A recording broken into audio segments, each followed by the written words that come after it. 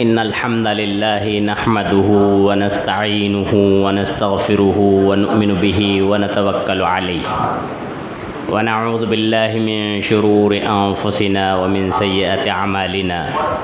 من يهده الله فلا مضل له ومن يضلله فلا هادي له وأشهد أن لا إله إلا الله وحده لا شريك له وأشهد أن محمدا عبده ورسوله أرسله إلى الناس بشيرا ونذيرا وداعيا إلى الله بإذنه وسراجا منيرا وصلى الله على آله وصحبه الذين ساروا على طريقته في الدعوة إلى سبيله وسلم تسليما كثيرا يا أيها الذين آمنوا اتقوا الله حق تقاته ولا تموتن إلا وأنتم مسلمون يا أيها الناس اتقوا ربكم الذي خلقكم من نفس واحدة وخلق منها زوجها وبث منهما رجالا كثيرا ونساء واتقوا الله الذي تساءلون به والأرحام إن الله كان عليكم رقيبا يا أيها الذين آمنوا اتقوا الله وقولوا قولا سديدا يصلح لكم أعمالكم ويغفر لكم ذنوبكم ومن يطع الله ورسوله فقد فاز فوزا عظيما أما بعد فإن خير الحديث كتاب الله وخير الهدي هدي محمد صلى الله عليه وسلم وشر الأمور محدثاتها وكل محدثة بدعة وكل بدعة ضلالة وكل ضلالة في النار فأعوذ بالله السميع العليم من الشيطان الرجيم من همزه ونفخه ونفسه بسم الله الرحمن الرحيم كيف يهدي الله قوما كفروا بعد إيمانهم وشهدوا أن الرسول حق وجاءهم البينات والله لا يهدي القوم الظالمين وقال تعالى بسم الله الرحمن الرحيم ومن يرتد منكم عن دينه فيمت وهو كافر فأولئك حبطت أعمالهم في الدنيا والآخرة وأولئك أصحاب النار هم فيها خالدون وجاء في الحديث عن أبي هريرة رضي الله عنه قال سمعت رسول الله صلى الله عليه وسلم يقول ما نهيتكم عنه فاجتنبوه وما أمرتكم به فآتوا منه ما استطعتم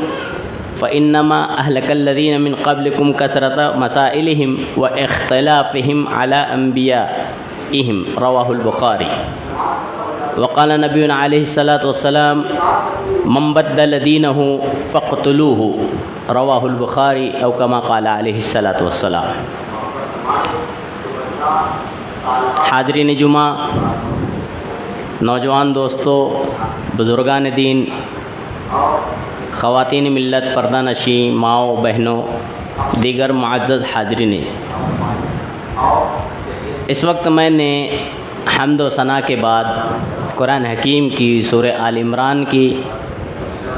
2 آیات کا ٹکڑا اور 2 روایتیں جو امام بخاری رحمہ اللہ نے اپنی بخاری میں صحیح سند سے لائی ہے، آپ حضرات کے گوش گزار کی. انہی آیات و احادیث کے تناظر میں انشاءاللہ آج ارتداد کے نقصانات اس عنوان سے کچھ باتیں رکھنے کی کوشش کروں گا. اللہ رب العالمین سے دعا ہے اللہ مجھے شریعت کی روشنی میں صحیح اور درست کہنے اور ہم تمام کو شریعت اسلامیہ پر حتی المقدور عمل پیرا ہونے کی توفیق عنایت فرمائے، آمین. اولاً ہر قسم کی تعریف و توصیف، حمد و ثنا، بڑائی، بزرگی، یکتائی، تنہائی، بادشاہی، شہنشاہی اللہ رب العالمین کے لائق و زیبا ہوں، جو تمام جہانوں کا خالق و مالک اور ہمارا آپ کا مدبر و پالنہار ہے. ثانیاً درود و سلام ہو تمام ہی انبیاء و رسول علیہم الصلاۃ والسلام پر، خصوصاً بے شمار و انگنت درود و سلام ہو ہمارے آخری نبی جناب احمد مجتبیٰ سید الاولین والآخرین، سید البشر و امام الانبیاء رحمت للعالمین جناب احمد مجتبیٰ محمد مصطفیٰ علیہ الصلاۃ والسلام پر اور آپ کی آل اولاد پر. حاضرین جمعہ، ارتداد یہ بڑا حساس ورڈ ہے، لفظ ہے، اور حالات حاضرہ کی مناسبت سے اس کی خطرناکیوں سے واقف ہونا اور اس کی باریکیوں سے جانکاری حاصل کرنا یہ نہایت لازمی اور ضروری ہے، اور سمجھ لیجئے کہ ہمارا دینی ملی اسلامی فریضہ ہے۔ اور اس عنوان یعنی ارتداد کی خطرناکی کو جاننے سے پہلے چند بنیادی باتوں کو ضروری ہے کہ ہم سمجھیں اور جانیں، اور اس کو ذہن نشین رکھنا ہر ایک مومن اور مسلمان کی ذمہ داری ہے۔ پہلی بنیادی بات یہ کہ بحیثیت مسلمان ہر مسلمان کی بلا اختلاف فرقہ مسلک ذمہ داری یہ بنتی ہے کہ وہ اس بات پر یقین رکھے کہ اللہ رب العالمین کو کل قیامت کے دن ہمیں دیکھنا ہے اور ہمیں اللہ کے سامنے حاضر ہونا ہے۔ اور اگر ایسا کسی کا ایمان اور یقین نہیں ہے تو اللہ رب العالمین نے سورہ تغابن 64 کی آیت نمبر 7 میں اشارہ دیا ہے، زعم الذین کفروا ان لن یبعثوا۔ اللہ کہتا ہے کہ کفر کرنے والوں نے یہ گمان کر رکھا ہے کہ وہ اٹھائے نہیں جائیں گے، جمع نہیں کیے جائیں گے۔ قل کہیے کیوں نہیں، بلا وربی، میرے رب کی قسم ہے، پروردگار کی قسم، لتبعثن، تم ضرور بضرور قیامت کے دن اٹھائے جاؤ گے اور اس کے بعد اپنے عملوں کی خبر دیے جاؤ گے۔ وذالک علی اللہ یسیر، اللہ نے کہا ہے یہ بات اللہ کے لیے بہت آسان ہے۔ لوگوں کا جمع کیا جانا، لوگوں کا امتحان لینا، لوگوں کے جو دنیاوی کارگزاری کا خبر کرنا لینا اللہ رب العالمین کے لیے بہت آسان ہے۔ دوسری چیز، اللہ کے سامنے حاضر ہونے کا جو عقیدہ اور یقین ہے، اس کے بارے میں یہ یقین ہونا چاہیے کہ وہ دن جو حاضری کا دن ہے، اللہ کے سامنے پیشی کا دن ہے، وہ بہت قریب ہے۔ کیونکہ اللہ قرآن میں کہتا ہے سورہ معارج سورہ نمبر 70 آیت نمبر 6 میں اللہ کہتا ہے انہم یرونہ بعیدا، کہ کفر کرنے والے قیامت کو دور جانتے ہیں، وَنَرَاهُ قَرِيبًا، ہم اس کو قریب جانتے ہیں۔ مومن کے لیے ضروری ہے کہ قیامت کے دن کو بہت دور نہ جانے، بہت قریب جانے۔ تیسری بنیادی بات یہ ہے کہ جو اللہ پر یقین رکھتا ہو، اللہ کی کتابوں پر یقین رکھتا ہو، رسولوں پر یقین رکھتا ہو، اللہ کے فرشتوں پر یقین ہو، اسے بعث بعد الموت، موت کے بعد زندگی اور تقدیر پر بھروسہ ہو، اس کے لیے ضروری ہے کہ وہ آخر الزماں جناب محمد رسول اللہ صلی اللہ علیہ وسلم کی باتوں کو بلا چوچرا تسلیم کرے۔ اگر کوئی بندہ اپنے آپ کو کلمہ گو کہہ کر جناب محمد رسول اللہ صلی اللہ علیہ وسلم کی باتوں کو نہیں تسلیم کرتا یا آپ کی باتوں میں شک و شبہ میں مبتلا ہے، تو اللہ رب العالمین نے اس عمل کو کفریہ عمل گردانا ہے۔ قرآن کا مطالعہ کریں، شریعت کا مطالعہ کریں۔ چوتھی بنیادی بات، جب معاشرے کے اندر بے بنیاد باطل بات کہیں سے آئے، خصوصاً ارتداد کے تعلق سے ہو یا اسی طرح مسلمانوں کے حوصلے کو پست کرنے کے تعلق سے ہو یا اسی طرح مسلمانوں کو جو ہے نیچا دکھانے اور ان کی شبیہ کو بگاڑنے کے تعلق سے ہو، تو اللہ رب العالمین امت مسلمہ کو حکم دیتا ہے، ایز اے مسلم ہر مسلمان کی ذمہ داری ہے کہ اللہ کے کلام پر عمل کرے۔ اللہ سورہ حجرات میں حکم دیتا ہے ان جاءکم فاسق بنبأ فتبینوا، جب تمہارے پاس کوئی خبر فاسق و فاجر بے بنیاد لائے، اللہ کہتے ہیں فتبینوا، تحقیق کرو، بلا سوچے سمجھے فارورڈ کرنا، بلا سوچے سمجھے شیئر کرنا، معاشرے میں مسلمانوں کو اور بزدل کردار دینا یا معاشرے میں بے بنیاد بات کو بتا کر مسلمانوں میں ہوا کھڑا کر دینا، یہ اسلام کا حکم نہیں ہے۔ ایسی صورت میں ایک مسلمان کی ذمہ داری ہے کہ کوئی بھی اقدام کرنے سے پہلے کسی جانکار عالم دین شریعت کا ماہر اس سے جو ہے مشورہ طلب کر لے وے،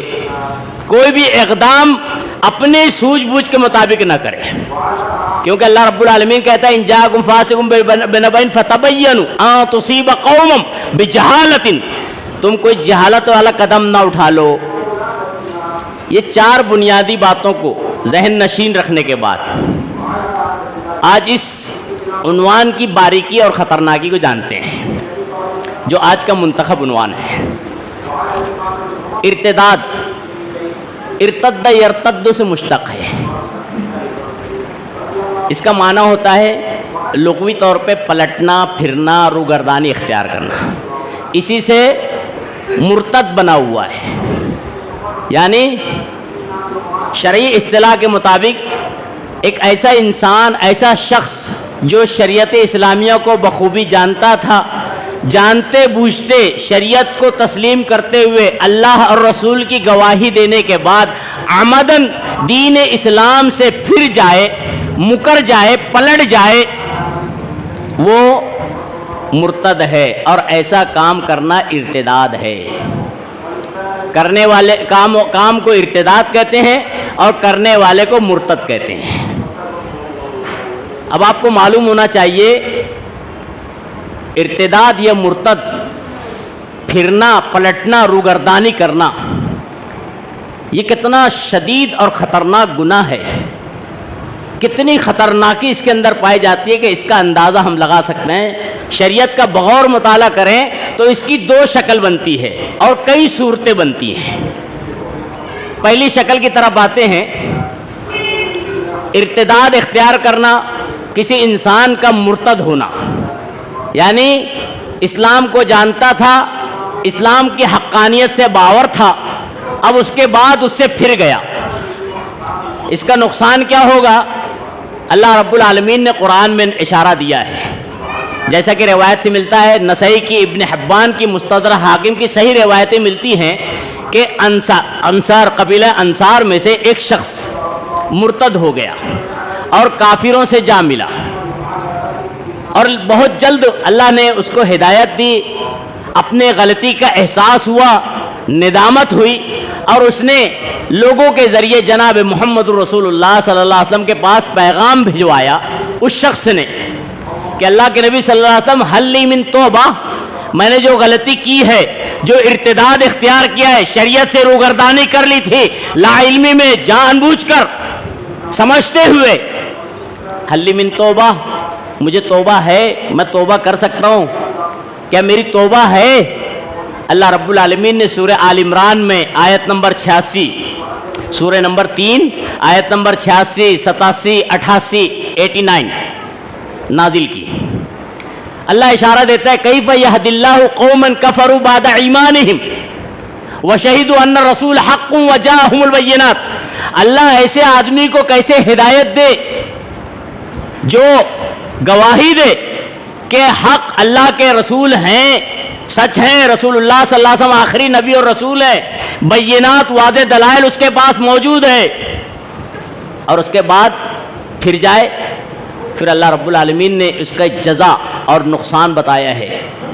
وجزاؤہم، اس کا جزا اور بدلہ، اس کی سزا یہ ہے، ان علیہم لعنت اللہ والملائکۃ والناس اجمعین، کہ اس کے اوپر، ایسے شخص پر، مرتد پر، اسلام سے پھرنے والے پر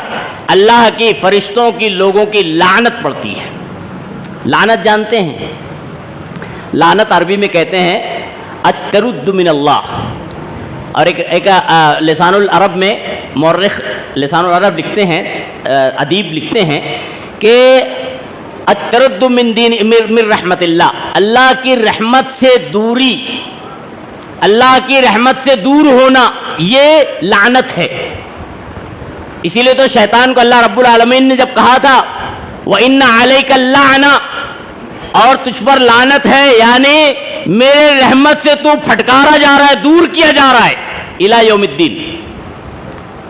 یہ لعنت ہے۔ پہلا نقصان، اگر ارتداد اختیار کرتا ہے بندہ مومن اور مسلمان تو اللہ کی لعنت اس کے اوپر۔ دنیا میں بھی خطرناکی ذلت و رسوائی اور آخرت میں بھی عذاب اللہ نے طے کیا ہے۔ اگر شریعت اسلامی ہے، اسلامی احکام نافذ ہیں، ایسے ملک یا شہر میں ہے تو اس کا نقصان کیا ہے؟ شریعت میں سزا بتائی گئی ہے۔ جناب محمد رسول اللہ صلی اللہ علیہ وسلم فرماتے ہیں من بدل دینہ فاقتلوہ، جو اپنا دین تبدیل کر دے گے اس کو قتل کر دیا جائے، یہ اس کی سزا ہے۔ یہ تو اچھا ہے ہندوستان میں جو لوگ مرتد ہو رہے ہیں، اللہ رب العالمین مومنوں کی حفاظت فرماوے، مسلمانوں کی، انہیں یہ موقع مل گیا کہ یہ ہندوستان میں ہے۔ کسی شرعی مملکت میں ہوتے تو ان کو احساس ہوتا تھا، ایک کرتا تھا دوسرا رکتا تھا، کیونکہ پہلے کوئی سزا قتل کی ہے۔ بہرحال پہلی شکل یہ ہے کہ آدمی ارتداد اختیار کرے، فوراً جو ہے اللہ ہدایت دے دے، توبہ کی توفیق ہو جاوے۔ اللہ نے 89 میں سورہ آل عمران میں اشارہ کیا ہے الا الذین تابوا، مگر وہ لوگ جو توبہ کر لے، واصلحوا، اور پہلے سے اچھے بن جائیں، اپنی اصلاح کر لے، میں شک و شبہ میں نہ پڑے، فإن اللہ غفور رحیم، اللہ معاف کر دے گا۔ اگر کسی نے ایسا کام کر لیا ہے جانے انجانے، چاہے وہ جانتا ہو یا عمدن کر لیا ہو، اس کے بعد توفیق ہوتی ہے اللہ سے خلوص سے توبہ کر لیتا ہے، اللہ رب العالمین غفور رحیم۔ پہلی شکل۔ دوسری شکل، ایک ایسا بندہ ہے جو شریعت سے ارتداد اختیار کر بیٹھے، شریعت کا انکار کر بیٹھے، اور اس کے بعد پھر سلمان رشدی، قادیانی، رضوی اور جو ہے مرزائی کے روش اختیار کرتے ہوئے جناب محمد رسول اللہ صلی اللہ علیہ وسلم کی شان میں گستاخیاں کرے، اور اس امر پر جمع اور ڈٹا رہے، اور اس پر اتفاقاً اس کی موت ہو جاوے، اللہ رب العالمین اشارہ دیتا ہے آیت نمبر 90 میں سورہ آل عمران میں ہی کہ ان الذین قالوا، جو لوگ کہتے ہیں اللہ پر، جو لوگ اللہ پر ایمان رکھتے ہیں اس کے بعد ایمان سے انکار کرتے ہیں، ثم کفروا ثم ازدادوا کفرا، اللہ نے کہا ہے پھر اپنے کفر پر اڑے رہتے ہیں، جمے رہتے ہیں۔ دوسری جگہ سورہ بقرہ سورہ نمبر 2 آیت نمبر 217 میں اللہ رب العالمین نے اشارہ دیا ہے کہ جو وَمَن يَرْتَدِدْ مِنْكُمْ مِنْ عَنْ دِينِهِ، جو اپنے دین سے ارتداد کرے، فَيَمُتْ وَهُوَ کافر، اللہ نے دونوں آیتوں میں غور کرے، ارتداد اختیار کرنے والے کو کافر کے زمرے میں شمار کیا ہے۔ فَيَمُتْ وَهُوَ کافر، مر جائے اور وہ کافر تھا، اللہ نے کہا پھر اس کے اوپر اللہ کی پھٹکار۔ معلوم یہ ہوتا ہے کہ اگر ارتداد اختیار کرنے کے بعد توبہ نہ کرے، اسی پر جمع رہے، اللہ کی شان میں، رسول کی شان میں، اسلام کے خلاف گستاخیاں کرتا رہے، انگشت بددیاں کرتا رہے، اللہ کہتا ہے ایسی حالت میں اگر مر جائے تو پھر اللہ رب العالمین کی رحمت سے دنیا میں بھی دور ہوگا، آخرت میں بھی دور ہوگا، اللہ کے عذاب میں دنیا میں بھی گرفتار ہو سکتا ہے، آخرت میں بھی گرفتار ہوگا۔ آپ غور کریں اس آیت میں جو اللہ نے ارتداد کے اشارے میں کہی ہے، کیف یہد اللہ قوما کفروا بعد ایمانہم، یہ بہت اہم نقطہ ہے، بندے مومن کو غور کرنا چاہیے، ایک مسلمان ہونے کے ناطے ہمیں غور کرنا چاہیے۔ اللہ رب العالمین نے اشارہ دیا ہے کہ اگر کوئی آدمی ارتداد اختیار کرتا ہے، شریعت سے دوری، شریعت سے روی اختیار کر لے، کیف یہد اللہ قوما، ممکن ہے کہ اسے ہدایت نہ ملے۔ اس کا بہت بڑا جرم یہ ہے، نقصان یہ رہے گا کہ ایسے آدمی کو ہدایت ملے نہیں ملے، ممکن ہے اللہ کہتا ہے کہ اس کو اللہ ہدایت نہ دے، یہ انکار کا، ارتداد کا نقصان ہے۔ بہرحال ارتداد جو ہے اس کی کئی صورتیں بھی ہیں، تفصیل میں نہ جاتے ہوئے اختصار سے کچھ بتاتا ہوں۔ ایک آدمی صرف زبان کے بول سے مرتد ہو جاتا ہے، کیسے؟ جیسے ایک آدمی کہے نعوذ باللہ ثم نعوذ باللہ، اللہ رب العالمین کی شان میں گستاخی کرتے ہوئے برا بھلا کہے، رسولوں کی شان میں گستاخی کرتے ہوئے رسول آخر جناب محمد رسول اللہ صلی اللہ علیہ وسلم کو گالی گلوچ کرے، یہ اس کے زبان کے بول ہے جو ارتداد کا شکار کر دیتے ہیں، مرتد ہو جاتا ہے۔ ایک آدمی زبان سے نہیں بلکہ عمل سے مرتد ہو جاتا ہے، وہ اس طرح سے کہ آدمی غیر اللہ کے سامنے سجدہ ریز ہو جاوے، کنکر پتھر ریت اس کے سامنے، درخت شجر حجر، یا کسی غیر اللہ کے نام پہ جو ہے سجدہ ریز ہو جاوے، کسی پیر فقیر کے سامنے جھک جاوے، یہ عمل اس کا اشارہ کرتا ہے کہ وہ مرتد ہو گیا ہے۔ تیسری چیز، ایک قولی، ایک فعلی، ایک عقیدے سے آدمی عقیدے کے ناطے بھی مرتد ہو جاتا ہے. عقیدے کے ناطے اس طرح سے کہ ایک آدمی عقیدے میں اپنے ذہن و دماغ میں یہ بات داخل کرے کہ اللہ نے جو چیز حرام گردانی ہے وہ حرام نہیں ہے. حرام کو حلال حرام نہ مانے, حلال کو حرام مان لے. عقیدے میں یہ خرابی, جیسے نماز کے تعلق سے کہہ دے کہ نماز فرض نہیں ہے, یہ عقیدے کی خرابی ہے. شرک کے تعلق سے کہے کہ یہ کوئی خاص گناہ نہیں ہے, یہ عقیدے کی خرابی ہے. تو اس عقیدے کی خرابی کی وجہ سے بھی ایک آدمی مرتد ہو جاتا ہے. اسی طرح نبی آخر الزمان جناب محمد رسول اللہ صلی اللہ علیہ وسلم کی شان میں, آپ کی رسالت میں شک و شبہ کی بنا پر بھی ایک آدمی مرتد ہو جاتا ہے. صرف شک و شبہ کر لے ہوئے تو بھی آدمی مرتد ہو جاتا ہے. ایک آخری چیز, اور بھی کئی صورتیں ہیں. ایک آخری صورت, اللہ کے نبی جناب محمد رسول اللہ صلی اللہ علیہ وسلم کی کوئی صحیح حدیث سندن ملے اور اس کو عمدن انکار کر بیٹھے. اب ایک حدیث کا انکار کرے یا کئی حدیث کا, یا حدیث کا ڈائریکٹ انکار کرے یا حدیث کو تعویل کرے, یہ بھی ارتداد کی شکل ہے. آج ہمارے معاشرے میں ہے, کچھ آدمی ہیں عذاب قبر نہیں سمجھ میں آتا ہے. اللہ کے نبی صلی اللہ علیہ وسلم کی احادیث ہیں, انگنت احادیث ہیں عذاب قبر کے تعلق سے. ایک آدمی اگر شک و شبہ میں پڑتا ہے, عذاب قبر کی تعویل کرتا ہے, تو سمجھ لینا چاہیے وہ مرتد کے سیڑھی پر چڑھ رہا ہے. ایک بندہ ہے, حضرت موسیٰ علیہ السلام نے اللہ سے کلام کیا تھا, اس کو نہیں سمجھ میں آ رہا ہے. ایک بندہ ہے, دجال کا تذکرہ قرآن میں کیوں نہیں ہے, اس کو نہیں سمجھ میں آ رہا ہے, احادیث کا انکار کر رہا ہے. یہ جتنی بھی صورتیں ہیں, جو ہے اسی طرح جو ہے کپڑا لے کر بھاگنا پتھر کا حضرت موسیٰ علیہ السلام کا, ایک آدمی کو نہیں سمجھ میں آ رہا ہے, انکار کر رہا ہے. تو یہ جو انکار کی جتنی بھی صورتیں ہیں, اگر حدیث صحیحہ میں سے کسی ایک حدیث کا عمدن جان بوجھ کر کوئی انکار کر رہا ہے تو بھی ارتداد کی پہلی سیڑھی ہے. اور ارتداد کی جتنی بھی سیڑھیاں ہیں, اگر کوئی آدمی چڑھ جاوے تو اللہ نے کیا اشارہ دیا ہے, وَمَن يَرْتَدِدْ مِنْكُمْ عَنْ دِينِهِ فَيَمُتْ, جو بھی دین سے ارتداد اختیار کرے اور مر جائے, اللہ کہتا ہے فَهُوَ کافر, وہ کفر کی حالت میں مرے گا. آج ہم دیکھ رہے ہیں معاشرے کے اندر ارتداد عام ہوتا جا رہا ہے, خواتین میں خاص طور سے دیکھنے میں آتا ہے. لیکن آپ کو میں نے ابتداً کہا ہے کہ جب کوئی ایسی خبر آئے جو جیسا کہ آج ہمارے معاشرے میں فیس بک واٹس ایپ پہ چل رہی ہے, ٹویٹر وغیرہ پہ, کہ اتنے لاکھ لوگوں کو ٹارگٹ بنایا گیا, بے بنیاد خبر کو عام اور شیئر نہیں کرنا چاہیے. اور اگر خبر واقعی آ رہی ہے مسلم معاشرے میں خواتین کی طرف سے, تو ایسی خاتون اور ہر ایک مومن کی ذمہ داری ہے کہ قرآن کا مطالعہ کرے. ارتداد میں کیوں پڑ رہا ہے بندہ یا بندی, وجہ کیا ہے؟ قرآن کے مطالعے سے, احادیث کا, شریعت کا بغور مطالعہ کرے تو معلوم ہوتا ہے. اللہ رب العالمین قرآن میں اشارہ دیتا ہے, بل تؤثرون الحیات الدنیا, تم لوگ دنیاوی زندگی کو ترجیح دے رہے ہو, والآخرۃ خیر وابقیٰ, آخرت خیر ہے اور ہمیشگی کی ہے, بہترین ہے اور ہمیشہ. ایک بندہ آخرت کے بالمقابل دنیا کو ترجیح دے رہا ہے. دنیا کی کیا حیثیت ہے؟ ہم اور آپ ایمان والے ہونے کے ناطے ہمیں معلوم ہونا چاہیے. حضرت مستورد رضی اللہ عنہ راوی حدیث ہیں, بیان کرتے ہیں کہ اللہ کے نبی صلی اللہ علیہ وسلم نے فرمایا, مت دنیا, دنیا کی مثال ایسی ہی ہے ایک آدمی جس طرح سے اپنا ہاتھ سمندر میں داخل کرے, فی الیمی, حدیث کیا ورڈ آیا ہے, سمندر میں اپنا انگلی داخل کرے, فلینظر بما ترجع, پھر وہ پلٹا کر دیکھے کہ سمندر کا کتنا حصہ پانی کے اس کی انگلی میں لگا ہے. نبی کریم صلی اللہ علیہ وسلم نے مسلمانوں کو, اہل ایمان کو اشارہ دیا ہے, چاہے مرد ہو یا خاتون, کہ دنیا کی کوئی حیثیت نہیں ہے. اتنی حیثیت ہے کہ سمندر میں, جبکہ یہ نسبت بیٹھتی ہی نہیں ہے. ایک انگلی میں کتنا پانی آئے گا, قطرہ, آدھا قطرہ, یا آخرت کے بالمقابل دنیا کی حیثیت جناب محمد رسول اللہ صلی اللہ علیہ وسلم فرمائیے. اور اسی کو مد نظر رکھتے ہوئے, اسی کو ترجیح دیتے ہوئے آج معاشرے میں ارتداد کے جو ہے راستے اور طریقے اختیار کیے جا رہے ہیں. قرآن کا مطالعہ کریں. اللہ رب العالمین نے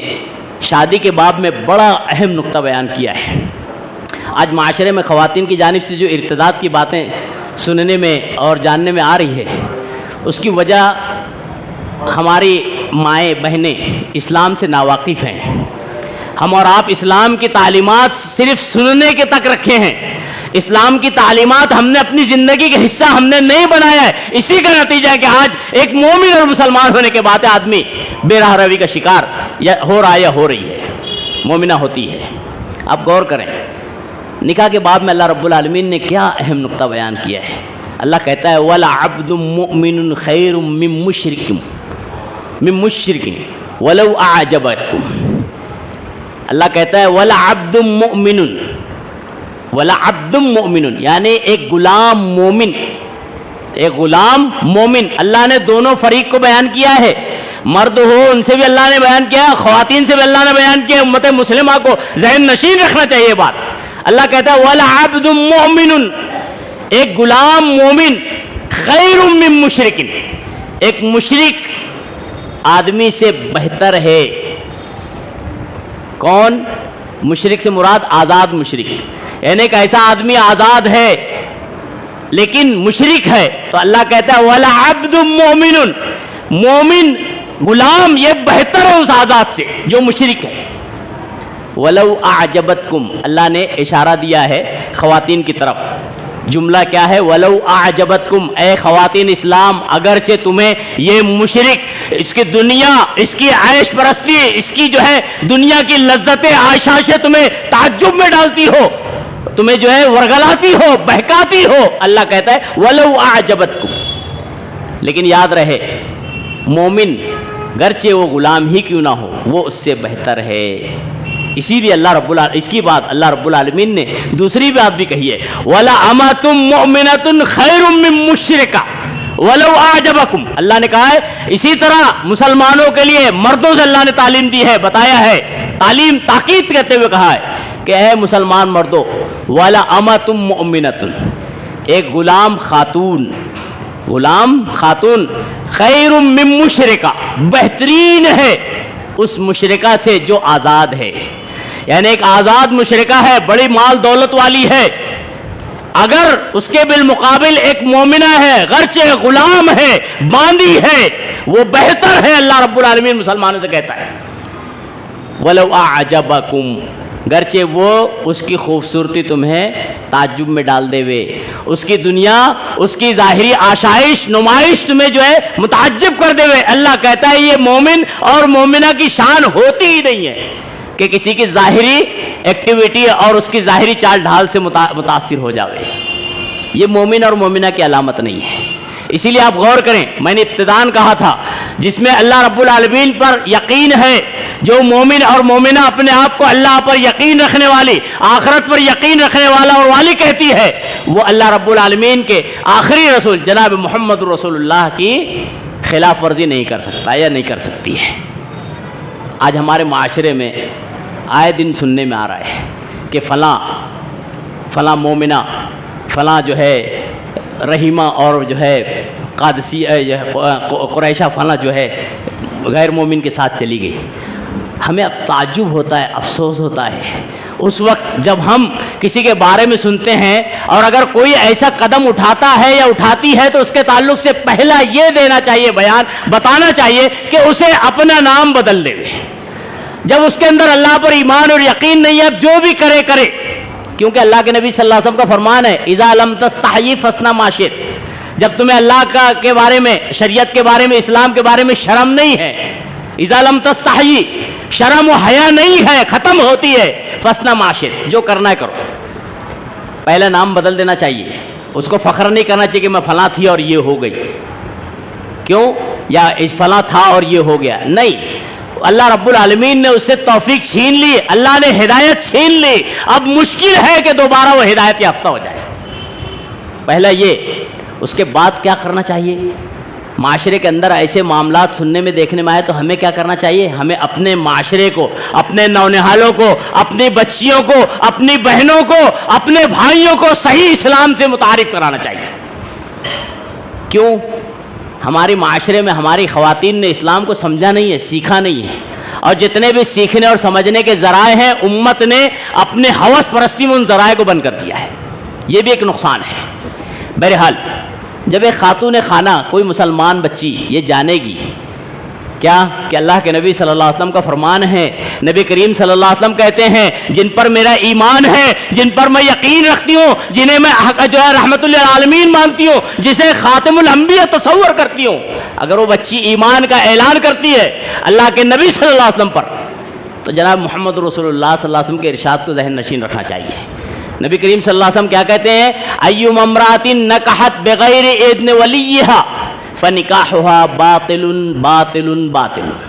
کوئی بھی خاتون چھوٹی ہو بڑی ہو، اللہ کے نبی صلی اللہ علیہ وسلم نے ایما امرأۃ کہا ہے، چاہے وہ بالغہ خاتون ہو، بچی ہو، اسی طرح جو ہے کوئی خاتون عورت ہو، اللہ کے نبی صلی اللہ علیہ وسلم نے سب کے بارے میں کہا ایما امرأۃ نکحت بغیر اذن ولیہا، اگر وہ اپنے ولی کی اذن کے بغیر اجازت کے شادی کر لیتی ہے، نکاح کر لیتی ہے، یہاں پہ اشارہ مل جاتا ہے، اب وہ چاہے معاشرے کے حساب سے کورٹ میرج کر لے وے، معاشرے کے حساب سے لوگوں کو جو ہے ولی بنا کر کورٹ میرج کر لے وے، گرچہ اپنے کسی رشتہ دار کو مجبوراً جبراً دباؤ میں ڈال کر کورٹ میرج کر لے وے، یا کسی کو جو ہے بلا وجہ کا جھوٹا چچا اور فلاں بنا کر جو ہے کورٹ میرج کر لے وے، ایسی تمام خاتون کے بارے میں جناب محمد رسول اللہ نے یہ تعلیم دی ہے صلی اللہ علیہ وسلم، فنکاحها باطل، اس کا نکاح باطل ہوگا، اس کا نکاح باطل ہوگا، اس کا نکاح باطل ہوگا۔ اور جب ہم سمجھتے ہیں، جانتے ہیں، میری مائیں سن رہی ہیں، میری بہنیں سن رہی ہیں، اگر ہمارا یہ نبی صلی اللہ علیہ وسلم پر ایمان ہے تو آپ نے کہا نکاح باطل، اب نکاح کے بعد کے جتنے بھی امور ہیں سب باطل۔ جب باطل ہے اور بے بنیاد ہے تو عقل مند وہ ہے جو اللہ کے باتوں کو تسلیم کرے اور اللہ کے نبی جناب محمد رسول اللہ صلی اللہ علیہ وسلم کی باتوں کو تسلیم کرے، ارتداد سے اپنے آپ کو بچائے۔ ارتداد کی جتنی بھی صورتیں ہیں اپنے آپ کو ایمان والا ہونے کے بعد، ایمان والی کہنے کے بعد، ان تمام سیڑھیوں سے، تمام راستوں سے اپنے آپ کو بچا کر رکھے، ورنہ نتیجہ یہ ہوگا جو اللہ نے قرآن میں اشارہ دیا ہے، جو نبی کریم صلی اللہ علیہ وسلم کے ارشادات سے اشارہ ملتا ہے کہ دنیا بھی تباہ ہو جائے گی اور آخرت بھی تباہ و برباد ہو جائے گی، دنیا پر بھی لعنت ہوگی، آخرت میں بھی ایسے لوگوں پر لعنت ہوگی۔ اللہ رب العالمین سے دعا کرتے ہیں الہ العالمین ارتداد کی ہر سیڑھی سے میری آپ کی حفاظت فرماوے۔ الہ العالمین مسلمانان عالم پریشانی سے دوچار ہیں، اللہ ان کی امداد و نصرت عطا فرماوے۔ کچھ لوگ ایسے ہیں جو شیطان کے ورگلاوے میں آ کر جو ہے راہ ہدایت کو چھوڑ کے راہ ضلالت اختیار کر بیٹھے ہیں، اسلام کو چھوڑ کے ارتداد کا راستہ اختیار کر بیٹھے ہیں، الہ العالمین ان کو صحیح اسلام کی دولت سے مالا مال فرما دے، انہیں ہدایت نصیب عطا فرماوے۔ ہماری خواتین کے ساتھ اگر کوئی سازش کھیل رہا ہو، کوئی سازش رچ رہا ہو خواتین اسلام کے ساتھ، اللہ رب العالمین ان کی ان سازشوں میں، ان جو ہے چالاکیوں میں انہیں ناکام و نامراد بنا دے۔ الہ العالمین امت اسلام کی حفاظت فرماوے، اللہ رب العالمین ملت کی خواتین کی حفاظت فرماوے، اللہ رب العالمین ہماری آپ کی ہر مومن اور مومنہ کی حفاظت فرما لے۔ الہ العالمین ہم میں جو پریشانی سے دوچار ہوں، الہ العالمین اس کی پریشانی کو دور فرما دے۔ الہ العالمین ہم میں جو ہے رزق حلال کے لیے پریشانی سے دوچار ہو، الہ العالمین اس کی رزق میں کشادگی اور برکت عطا فرما دے۔ الہ العالمین ہم میں جو ایسے ہوں، ایسے والدین جو اپنی اولاد کے لیے رشتے سے متعلق پریشانی سے دوچار ہوں، الہ العالمین ان کی اولاد کے لیے بہتر سے بہتر رشتہ استوار فرما دے۔ الہ العالمین ہم میں جو بیمار ہوں اللہ اسے شفائے کاملہ عاجلہ نصیب عطا فرما دے۔ الہ العالمین ہم میں جو قرض دار ہوں اللہ اس کے قرض کے پورے ہونے کے اسباب مہیا عطا فرما دے۔ اللہ رب العالمین ہم میں جو گزر گئے ہوں چھوٹے بڑے اللہ ان کی کروٹ کروٹ مغفرت عطا فرما دے۔ الہ العالمین جب تک ہمیں اس دنیا میں رکھے اللہ تیرا فرما بردار، تیرا اطاعت گزار اور تیرے نبی آخر الزمان جناب محمد رسول اللہ صلی اللہ علیہ وسلم کا اطاعت گزار اور فرما بردار بنا کر ہی رکھے۔ الہ العالمین ہمارا خاتمہ بھی حقیقی دین اور ایمان پر ہی فرما دے۔ آمین۔ اقول قولی ھذا واستغفر اللہ لی ولکم ولسائر المسلمین انہ تعالی جواد کریم رؤوف رحیم فاستغفروہ انہ هو الغفور الرحیم۔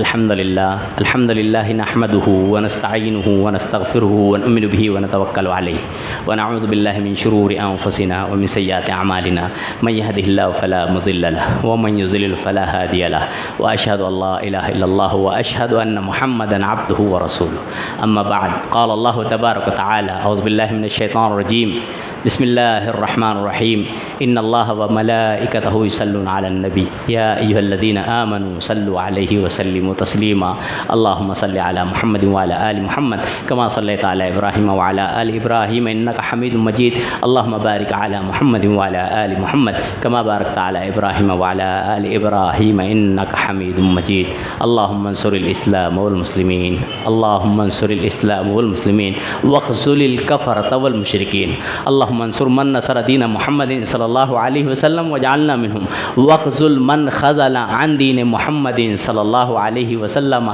ولا تجعلنا منهم آمين عباد الله رحمني ورحمكم الله إن الله يأمر بالعدل والإحسان وإيتاء ذي القربى وينهى عن الفحشاء والمنكر والبغي يعظكم لعلكم تذكرون اذكروا الله يذكركم وادعوه يستجب لكم ولذكر الله تعالى أعلى وأولى وأجل وأتم.